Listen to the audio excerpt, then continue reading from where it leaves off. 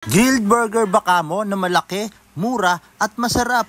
Dito lamang yan sa Carriedo. Hindi na kayong mahihirapan hanapin to dahil katabi lang ito ni Neneng B. Dinarayo na rin at pinipilahan kaya naisipan ko na rin subukan to. Your beef siya te? Pork. Pork. Pork din yun. Emi lang. Ito pork din to. So guys, yung gamit nilang patty dito ay pork, hindi beef patty ha. Kaya tara na, tikman na natin to. So guys, kung pupunta kayo dito, malapit lang. Tabi lang ni Neneng B. Ayun si Neneng B oh. Easy time rent to. Solid guys oh.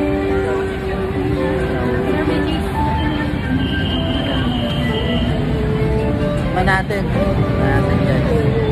Ang order ko, burger overload with cheese. Guys oh. 60 pesos pag may cheese. Pag wala, 50 pesos. Pag wala cheese, 50 pesos. Ito natin guys, sabi ko sarap. Ito natin. Strip overload. Ano nga pala to? Beef. Ay, hindi nga pala beef to. Pork yung patty nila.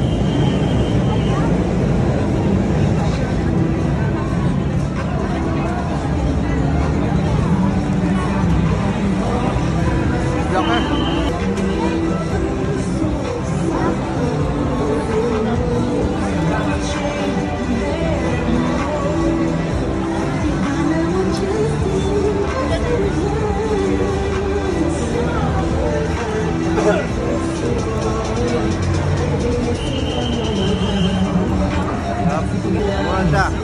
So, sulit yung ano mo. 60 pesos mo kasi ang laki oh. Maraming kumakain dahil nakapila.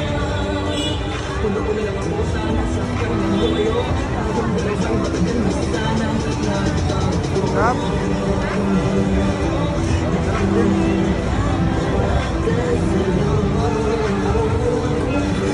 Una oh.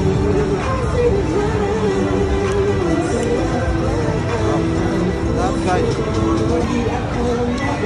So, ang rate ko dito from 1 to 10, rate ako dito 8. Sa lasa, okay naman, masarap. Saka sa presyo kasi sobrang mura para sa 60 pesos. Tapos ganito kalaki, tapos may cheese na. Then ayun, yung patty niya pork, hindi siya beef. Yan siguro hinahanap ko yung lasa ng ano eh, beef eh, ng burger.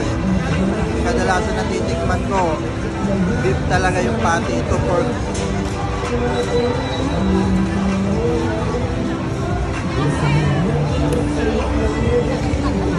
Sa presyo, sobrang sulit sa presyo. Overload na siya guys.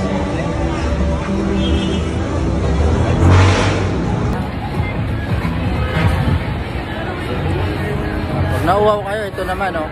Malapit lang din to kay Neneng B. Ayan si Neneng B oh. Pinipilaan pa rin si Neneng B. Dragon fruit, 50 pesos lang.